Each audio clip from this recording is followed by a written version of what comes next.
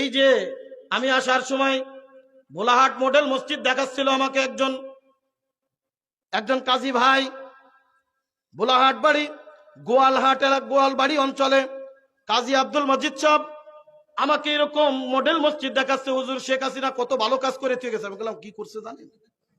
কত ভালো কাজ করেছে, তাই এত ইন্ডিয়া গেছে কে? এত ভালো কাজ যদি কেউ করে ইন্ডিয়া গেছে কে? চট করে ঢুকতে চাচ্ছে, চট করে ঢুকে না কে? আমরা অপেক্ষায় আছি, চট করে ঢোক, আমরা চট করে তোর কল্যাণ নিব। কথা বলেন ঠিক কিনা? আমাদের কোরআনের পাখিকে আমৃত্যু কারাদণ্ড দিয়ে জেলখানার ভিতরে ঢুকে ঢুকে শাহাদাতের অমীয় সুধা পান করেছিস, মনে করিস তো আমরা বসে থাকবো? ঢোক, আমরা অপেক্ষায় আছি। কথা বলেন ঠিক কিনা? অপেক্ষা করছি, ইসলামের বিজয় সুনিশ্চিত ইনশাআল্লাহ। তৈরি আছেন তো ইনশাআল্লাহ?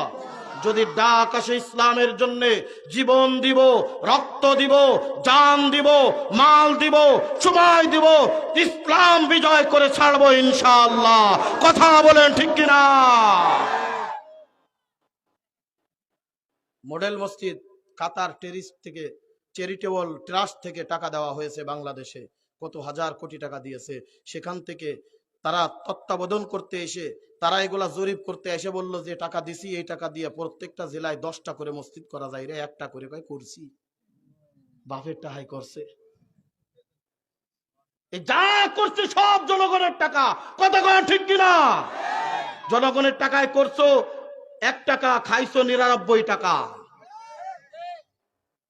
আবার বাহানা দেখাও, এই আপনারা যে খেতে চাষ করেন, চাষ করে তার একটা ভ্যাট আছে, ভ্যাটের টাকা দিয়ে চলতেছে।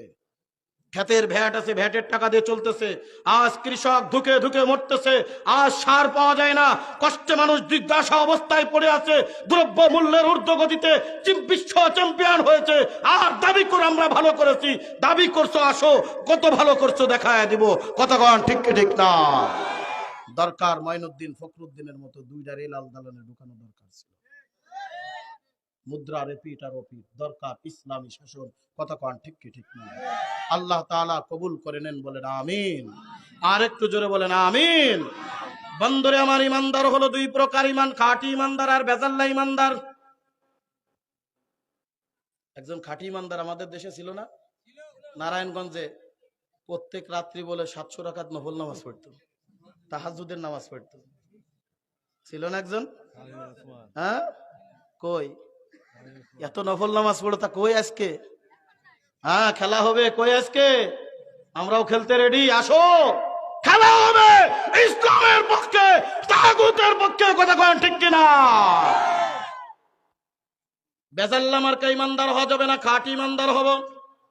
আল্লাহ পাক রব্বুল আলামিন সূরাতুল মুমিনুনের ভিতরে, কুরআনুল কারীমের সূরাতুল মুমিনুনের 2 নম্বর আয়াত, আল্লাহ পাক রব্বুল আলামিন কুরআনুল কারীমের মধ্যে বলেন, ইন্নামাল মুমিনুনাল্লাযীনা ইযা যুকিরাল্লাহু ওয়াজিলাত কুলুবুহুম ওয়া ইযা তুলিয়াত আলাইহিম আয়াতুহু زادتهم إيمانا وعلى ربهم يتوكلون الذين يقيمون الصلاة ومما رزقناهم ينفقون أولئك هم المؤمنون حقا لهم درجات عند ربهم ومغفرة ورزق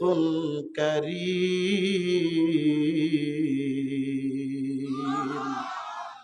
আল্লাহ পাক রব্বুল আলামিন বলেন, উলাইকা হুমুল মুমিনুনা হাক্কা, তারাই হলো প্রকৃত মুমিন, তারাই হলো খাঁটি মুমিন, যাদের ভিতরে 5টা গুণ থাকবে। সংক্ষিপ্ত আকারে আমি আপনাদের মাঝে মাত্র 2টা গুণ সম্পর্কে আলোচনা করে যাব। আমি রাত বেশি দীর্ঘায়িত আপনাদের মাঝে করব না। বন্ধুরে আমার, কারা খাঁটি ইমানদার? আল্লাহ পাক রব্বুল আলামিন বলেন, 1 নম্বর খাঁটি ইমানদার হলো তারা যারা দুনিয়ার জমিনের ভিতরে ইযা যুকিরাল্লাহু ওয়াজিলাত কুলুবুহুম, যখন আল্লাহর জিকির তারা করে অথবা তাদের সামনে আল্লাহর জিকির করা হয়, ওই সমস্ত বান্দীদের মধ্যে আল্লাহ পাক রব্বুল আলামিনের ইশক আর মহব্বত একটু বৃদ্ধি পেয়ে যায়। আল্লাহ পাক রব্বুল আলামিনের মহব্বত তার ভিতরে বেড়ে যায়, তার অন্তরের ভিতরে একটা স্বাদ আর প্রশান্তি তৈরি হয়ে যায়। আল্লাহ পাক রব্বুল আলামিন বলেন, আমি ঘোষণা করে দিলাম, উলাইকা হুমুল মুমিনুনা হাক্কা, এই সমস্ত ব্যক্তিরাই হলো খাঁটি ঈমানদার, ওই সমস্ত ব্যক্তিরাই হলো খাঁটি মুমিন। আল্লাহ পাক রব্বুল আলামিন বলেন দ্বিতীয় নম্বর বান্দা, ওয়া ইযা তুলিয়াত আলাইহিম আয়াতুহু যাদাতুহুম ঈমানা, যখন তাদের সামনে কোরআন তেলাওয়াত করা হয়, কোরআনের তাফসীর করা হয়, কোরআনের কথা বলা হয়, তখন তাদের অন্তরের ভিতরে আলাদা একটা স্বাদ আর প্রশান্তি চলে আসে, ঈমানের ভিতরে নূর বৃদ্ধি পেয়ে যায়। এক শ্রেণীর মানুষ আছে দেখবেন কোরআনের কথা শুনতে তার কাছে ভালো লাগে, আর এক শ্রেণীর মানুষ আছে গান বাজনা শুনতে তার কাছে ভালো লাগে। কথা বলেন ঠিক কি ঠিক না? এক শ্রেণীর মানুষ আছে দেখবেন রাত্রে শুয়ে পড়ে কোরআন তেলাওয়াত চালায়, কোরআনের তাফসীর চালিয়ে দেয়। আর এক শ্রেণীর মানুষ আছে দেখবেন রাত্রে শোয়ার পরে ঘুম আসে না, ঠিক মতো গান চালিয়ে ঘুরে থাকে। কথা বলেন ঠিক কিনা? আল্লাহ পাক রব্বুল আলামিন বলেন, বান্দা তুমি যদি আমার দরবারে খাঁটি ঈমানদার হতে চাও তবে কোরআনের পক্ষে থাকো। কোরআন তোমার কাছে ভালো লাগবে, কোরআনের কথা তোমার কাছে ভালো লাগবে, কোরআনের মাদ্রাসা তোমার কাছে ভালো লাগবে, কোরআন তেলাওয়াত তোমার কাছে ভালো লাগবে। কারণ যেই বান্দা কোরআনের সাথে সম্পর্ক রাখবে, আমি আল্লাহ পাক রব্বুল আলামিন ওই বান্দাকে দুনিয়াও দামি করে দিব, আখিরাতে দামি করে দিবেন কে? আর জোরে বলেন কে? আল্লাহ পাক রব্বুল আলামিন এই কোরআনকে দুনিয়ার জমিনের ভিতরে সবথেকে মহত্ব দান করেছেন। আমি কুরআনুল কারীমের একবার সূরাতুল বাকারার প্রথম দুইটি আয়াত আপনাদের সামনে তেলাওয়াত করেছিলাম। আল্লাহ পাক রব্বুল আলামিন ডাক দিয়ে বলেন, আলিফ লাম মিম যালিকাল কিতাবু লা রাইবা ফীহি হুদাল লিল মুত্তাকিন। আল্লাহ পাক রব্বুল আলামিন বলেন, এ দুনিয়ার মানুষ শুনে রাখো, শুনে রাখো, আমি এমন একটা কিতাব আমার নবীর উপরে নাজিল করলাম, আমি এমন একটা কিতাব আমার নবীর উপরে নাজিল করলাম, একদিন দুই দিন নয়, এক মাস দুই মাস নয়, এক বছর দুই বছর নয়, দীর্ঘ 23টা বছর পর্যন্ত কখনো কখনো একটি আয়াত, কখনো কখনো আধা আয়াত, কখনো কখনো একটি সূরা, কখনো কখনো আধা সূরা করে এভাবে আমি কোরআনুল কারীম 23 বছরে একজন মানুষের চলার জন্য যা যা কিছু দরকার, জন্ম থেকে মৃত্যু পর্যন্ত, আমার সময় থেকে কিয়ামত পর্যন্ত যত মানুষ এই দুনিয়ার জমিনে আগমন করবে, প্রত্যেকটা মানুষের জীবন বিধান স্বরূপ আমি কোরআনুল কারীম নাজিল করলাম। এমন একটা কিতাব, এমন একটা কিতাব যে কিতাবের মধ্যে কোনো ভুল নাই, ভুলের কোনো অবকাশ নাই, যে কিতাবের মধ্যে ভুল তো দূরের কথা, সন্দেহের কোনো অবকাশ নাই। জোরে জোরে কোন কথা ঠিক কি ঠিক না? শুধু এতটুক বলে আল্লাহ পাক রব্বুল আলামিন ক্ষান্ত করে দেন নাই। আল্লাহ পাক রব্বুল আলামিন আবার চ্যালেঞ্জ ঘোষণা করে দিচ্ছেন, ওয়া ইন কুনতুম ফি রাইবিম মিম্মা নাযালনা আলা আবদিনা ফাতু বিসূরাতিম মিন মিসলিহি ওয়াদউ শুহাদাআকুম মিন দুনিল্লাহি ইন কুনতুম সাদিকিন।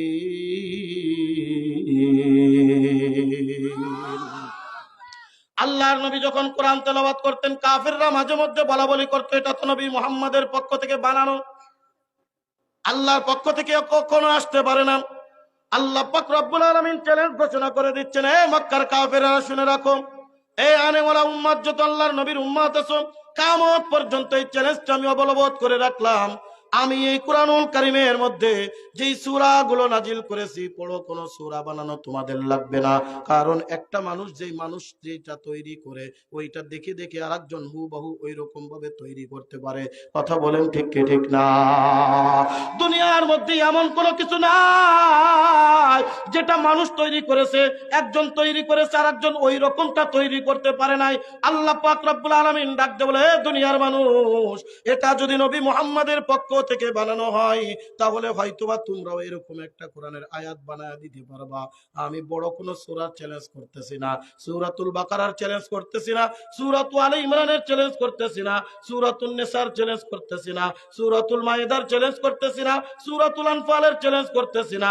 আমি কুরআনুল কারীমের মধ্যে সব থেকে ছোট্ট থেকে একটা ছোট্ট সূরা আমি আল্লাহ পাক রব্বুল আলামিন চ্যালেঞ্জ করে বসলাম, তোমরা যদি সত্যবাদী হয়ে থাকো, শুধু তোমরা না, তোমরা যাদের পূজা করো, তোমরা যাদেরকে রব বলে স্বীকার করো, তোমরা যাদেরকে মানো, লাত মানো, তুজ্জাত, তাদের কাছ থেকেও তোমরা সাহায্য গ্রহণ করো। তখন তোমরা একটা বানায় দেখাও, একটা আয়াত বানায় দেখাও, যদি তোমরা পারো মনে নেব এটা নবী মুহাম্মাদের পক্ষ থেকে বানানো।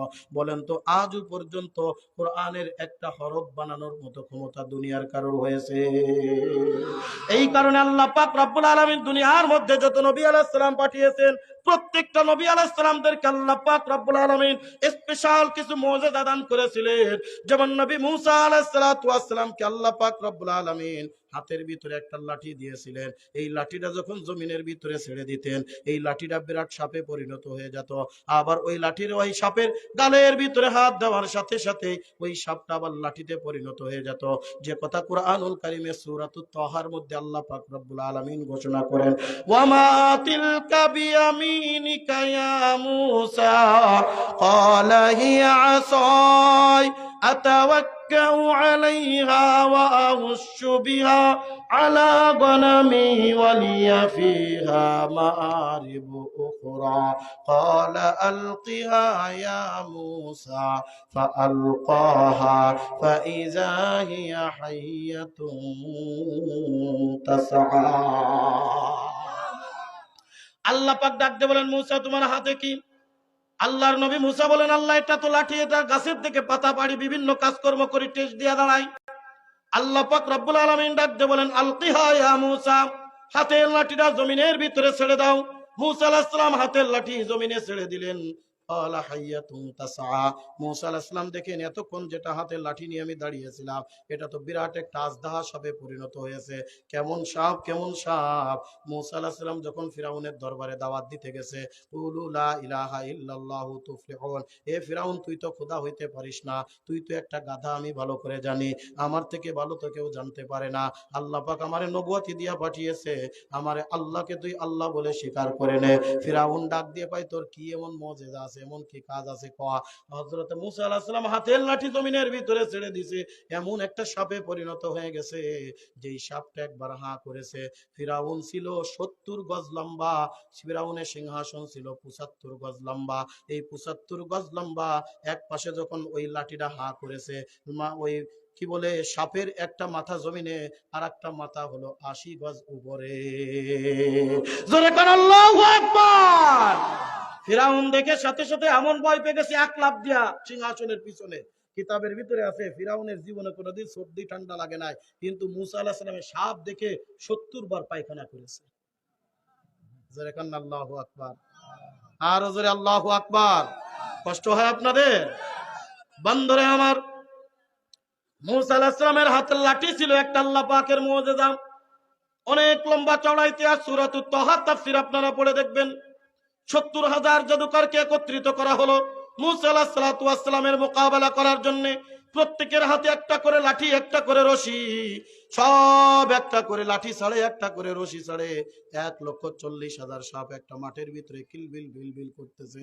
মূসা আলাইহিস সালাম এটাও দেখে একটু ভয় পেয়ে গেলেন, আল্লাহ আমার হাতের লাঠি হলো একটা, আমার হাতের লাঠি দিয়ে মাত্র একটা সাপ হয়ে যাবে, আর অবাক্যান্তরে আমার বিকল্প যারা আছে তাদের কাছে তো ৭০,০০০ জাদুকর, প্রত্যেকের কাছে দুইটা করে লাঠি, দুইটা করে রশি, একটা লাঠি আর একটা রশি মানে ১,৪০,০০০ সাপ। ১,৪০,০০০ সাপের মোকাবেলায় আমার একটা সাপ কেমন করে করবে? আল্লাহ পাক রব্বুল আলামিন ডাক দিয়ে বলে, লা তাখাফ ইয়া মূসা, মূসা ভয় পাওয়ার কোনো কারণ নাই, ওয়া আনতুমুল আ'লাউনা, তুমি বিজয়ী হবে, এটা আমি আল্লাহ গ্যারান্টি দিয়া দিলাম। আমি এই জন্য একটা কথা প্রায় বলি, যাদের ঈমানি তাকওয়া আছে, যাদের ভিতরে ঈমানি পাওয়ার আছে, লক্ষ লক্ষ মানুষ তাদের কাছে কিছু না, একা ঈমানদার দৌড়াবে, নারায়ে তাকবীর আল্লাহু আকবার দিবে, লক্ষ লক্ষ বেড়ার পার পালায়ে চলে যেতে বাধ্য হবে। কথা বলেন ঠিক কিনা? বলেন তো, একটা মাঠের ভিতরে হাজার হাজার ভেড়া, হাজার হাজার হরিণ যদি চলে রেখে দেওয়া হয়, আর সেখানে যদি একটা সুন্দরবন থেকে রয়্যাল বেঙ্গল টাইগার যদি একটা ছেড়ে দেওয়া হয়, রয়্যাল বেঙ্গল টাইগার একবার মাত্র হুঙ্কার ছাড়বে, বলেন তো একটা হরিণ মাঠের ভিতরে পাওয়া যাবে? বলে হরিণের ভিতরে যতটুক সাহস আছে, কাফের বেঈমান নাস্তিক মুরতাদের ভিতরে ততটুক পরিমাণ সাহস নাই। একজন ইমানদারের ভিতরে যতটুক সাহস আছে, 1,00,000 কাফিরের ভিতরে ততটুক সাহস নাই। কথা বলেন ঠিক কিনা? আল্লাহর নবী মুসা হাতের লাঠি জমিনের ভিতরে ছাড়লেন, এক এক করে গিলা শুরু করে দিয়েছে। আল্লাহু আকবার, আল্লাহু আকবার। 1 মিনিটের মধ্যেই চোখের পলকের ভিতরে 1,40,000 খাওয়া সারা এইবার ফুসফুস করতে করতে ফিরাউনের দিকে দৌড়ায় চলে যাচ্ছে। ফিরাউন হামান রে ডাক দেয়, হামান থামা, তাড়াতাড়ি থামা। ওই 1,40,000 সাপ দেখতে দেখতে খেয়ে ফেলাইছে, আমারে আস্ত ছাড়বে না। এক দৌড় দিয়া ফিরাউন রাজ সিংহাসনে চলে আসছে।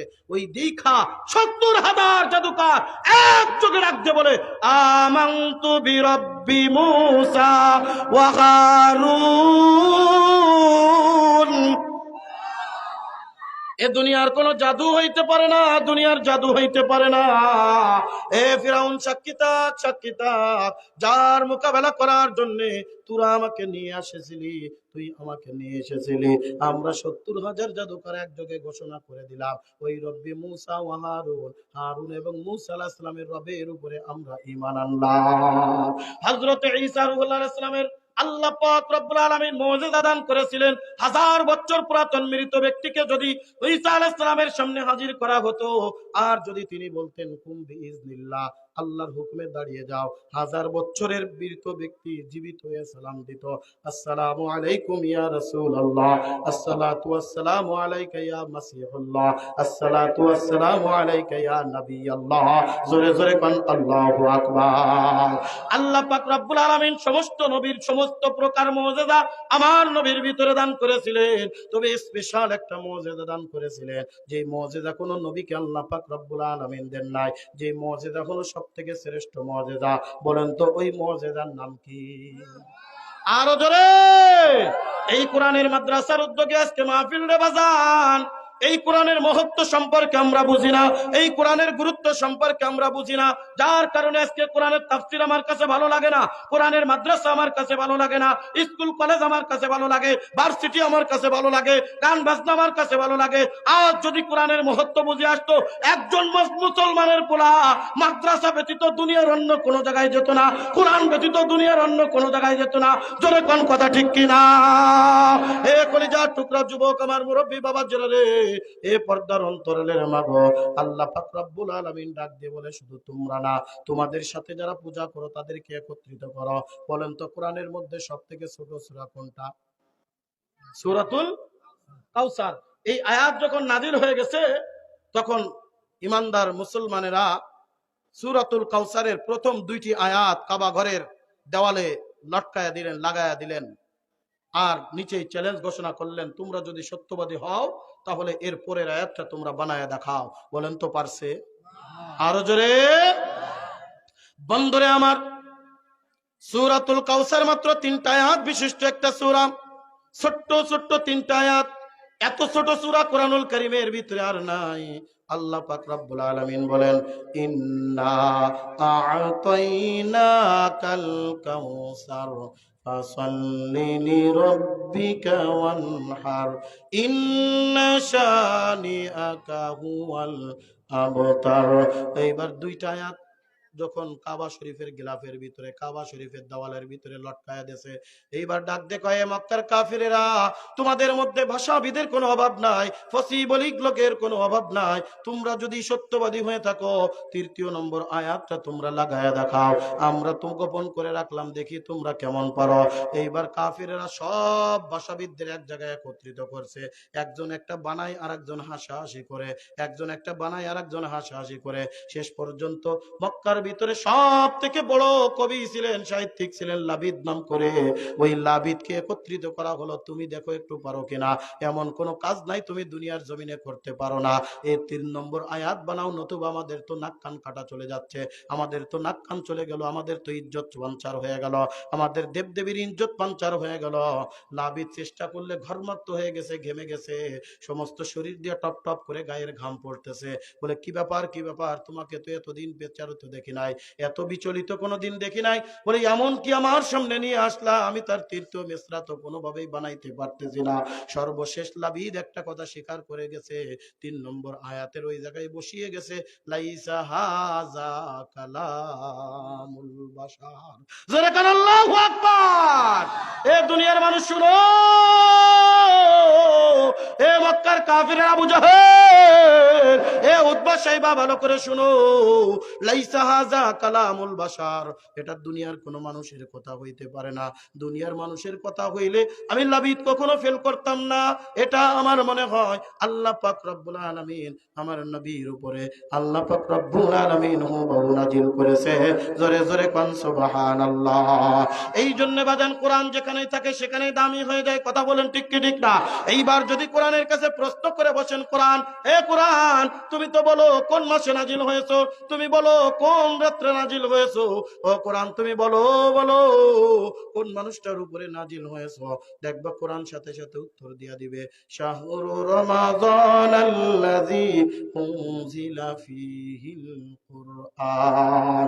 এ দুনিয়ার মানুষ ভালো করে শুনো, ভালো করে শুনো, 12টা মাস আছে একটা বছর হওয়ার জন্য, 12টা মাস, 12টা মাসের মধ্যে একটা মাস আছে রমজানুল মুবারক। বাংলায় যেমন 12 মাস আছে, বৈশাখ জ্যৈষ্ঠ আষাঢ় শ্রাবণ ভাদ্র আশ্বিন কার্তিক, ইংরেজিতে যেমন 12টা মাস আছে, January February March April May June, আরবিতে এরকম 12টা মাস আছে।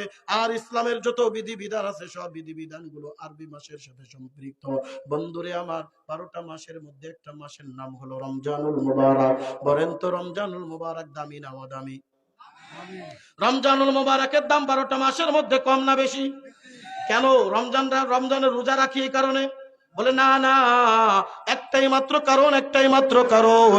এ দুনিয়ার মানুষ ভালো করে শোনো, শাহরু রমাযানাল্লাযী উনজিলা ফীহিল কুরআন। এই রমজানুল মুবারকে আমি আল্লাহ পাক রব্বুল আলামিন কোরআনুল কারীম নাজিল করেছি। কোরআনের বরকতে, কোরআনের রহমতে, কোরআনের নিয়ামতে আমি 12টা মাসের মধ্যে রমজান মাসকে দামি করে দিয়েছি। এ বান্দা জানো এই রমজানের দাম কত বড়? অন্য মাসে 70টা ইবাদত আর রমজান মাসে একটা ইবাদত। অন্য মাসে 70 টাকা দান, রমজান মাসে 1 টাকা দান। অন্য মাসে একটা ফরজ ইবাদত, রমজান মাসে একটা নফল ইবাদত। অন্য মাসে যা করবা রমজান মাসে আল্লাহ তার গুণ বাড়িয়ে দিবেন কে? আর ওজোরে বলেন কে? বলে কেন জানো? কেন জানো? শাহরু রমাযানাল্লাযী উনজিলা ফীহিল কুরআন, একটাই মাত্র কারণ, রমজানুল মুবারকে আমি আল্লাহ পাক রব্বুল আলামিন কোরআনুল কারীম নাজিল করেছি। এইবার আসেন, রমজানুল মুবারকের ভিতরে একটা রাত নাকি এক রাতে রমজান হয়? রমজানুল মুবারকে প্রত্যেকটা মাস, আরবি প্রত্যেকটা মাস হয় 29 হবে না 30 হবে, 29 অথবা 30, এর বেশি আর কম হবে না। বন্ধুরে আমার, এইবার যদি কোরআনের কাছে প্রশ্ন করে বসেন, কোরআন, রমজানের মধ্যে 29টা দিন আছে, 29টা রাত আছে, 1 নম্বর কথা হলো তুমি রাত্রে নাজিল হয়েছো নাকি দিনে নাজিল হয়েছো? দেখবেন কোরআন সাথে সাথে উত্তর দিয়া দিবে, ইন্না আনজালনাহু ফি লাইলাতিল কদর ওয়া মা আদরাকা মা লাইলাতুল কদর লাইলাতুল কদরি খায়রুম মিন আলফি শাহর। জোরে কান আল্লাহু আকবার। কোরআনুল কারীম সাথে সাথে উত্তর দিয়ে দেবে, দুনিয়ার মানুষ শুনো, রমজানুল মুবারকের মধ্যে একটা বরকতময় রজনী আছে, যেই রজনীটা একটা দিন নয়, একটা রাতের সমান নয়, যেই রজনীটা একটা মাসের সমান নয়, যেই রজনীটা 100 মাসের সমান নয়। আল্লাহ পাক রব্বুল আলামিন ঘোষণা করে দিচ্ছেন, এ দুনিয়ার মানুষ ভালো করে শোনো, যেই একটা রজনী হলো 1000 মাসের থেকে অতি উত্তম। খায়রুম মিন আলফি শাহর, 1000 মাস একাধারে একজন মানুষ ইবাদত করবে, আর ওই বরকতময় রজনীতে একটা মাত্র আল্লাহর দরবারে সিজদা দিবে। 1000 মাস ইবাদত করে একজন বান্দা যেই পরিমাণ সওয়াব পাবে, ওই একটা সিজদা দেওয়ার বদৌলতে আল্লাহ পাক রব্বুল আলামিন তার থেকে বেশি সওয়াব দান করে দিবে। ইন্না আনজালনাহু ফি লাইলাতিল কদর। আল্লাহ পাক রব্বুল আলামিন লাইলাতুল কদরে কোরআন নাজিল করেছেন। কোরআনের বরকতে, কোরআনের রহমতে, কোরআনের নিয়ামতে আল্লাহ পাক রব্বুল আলামিন মাসকে দামি করে দিয়েছেন, রাত্রটা দামি করে দিয়েছেন। আল্লাহ পাক রব্বুল আলামিন এই কোরআনের বদৌলতে যেই মানুষটা সিনার ভিতরে 30 পারা কোরআন নিয়ে ঘুরে বেড়ায়, যেই মানুষটা কোরআনের আয়াত জানে, কোরআনের অর্থ জানে, কোরআন অনুযায়ী নিজের জীবন গঠন করে, আল্লাহর নবী ডাক দিয়ে বলেন, দুনিয়ার মানুষ শুনে রাখো, এই দুনিয়ার মধ্যে লক্ষ কোটি মানুষ থাকবে, এই দুনিয়ার মধ্যে কত টাকাওয়ালা থাকবে, ক্ষমতাওয়ালা থাকবে, সবাই কিন্তু দামি না। আল্লাহর কাছে দাম কার জানো? খায়রুকুম মান তাআল্লামাল কুরআনা ওয়া আল্লামা। দুনিয়ার মধ্যে যারা কোরআন শিখে এবং কোরআন শিক্ষা দেয়, আল্লাহ পাক রব্বুল আলামিন তাকে দুনিয়ার মধ্যে বড় দামি করে দেয়। ওই কোরআনওয়ালার কোনো টাকা না থাকতে পারে, অর্থ না থাকতে পারে, ক্ষমতা না থাকতে পারে, দুনিয়ার ভিতরে চেহারা না থাকতে পারে, দুনিয়ার ভিতরে তার কোনো সম্পদ না থাকতে পারে। এ বন্ধু, গভীর মনোযোগ। কোরআনওয়ালার দাম আল্লাহ পাক রব্বুল আলামিন এই দুনিয়ার মধ্যেও দিয়ে গিয়েছেন। আল্লাহর নবী বলেন, একজন কোটিপতি এক জায়গায় দাঁড়াবে, আর একজন টাকাওয়ালা, একজন কোরআনওয়ালা এক জায়গায় দাঁড়াবে। দেখবেন ওই কোরআনওয়ালাকে মানুষ সবাই দেখে দেখে সালাম করবে, আসসালামু আলাইকুম, আসসালামু আলাইকুম। ডাক দিয়ে বলবেন, লোকটারে চিনেন? বলে না, লোকটারে চিনি না, কিন্তু দেখে বড় আলেম মনে হয়, যার কারণে অন্তর থেকে আল্লাহ মোহাব্বত মানুষের ভিতরে পয়দা করে দেয়। জোরে জোরে কোন কথা ঠিক ঠিক না? বুজুর্গি কি নেহি हमको जरूरत, गुलाम अपना बना ले ऐ खुदाया, गुलाम अपना बना ले ऐ खुदाया। तू कुजाओ सुन्नते अहमद कुजा, बा मोहम्मद कई बुवद निस्बत तुरा, बा मोहम्मद कई बुवद निस्बत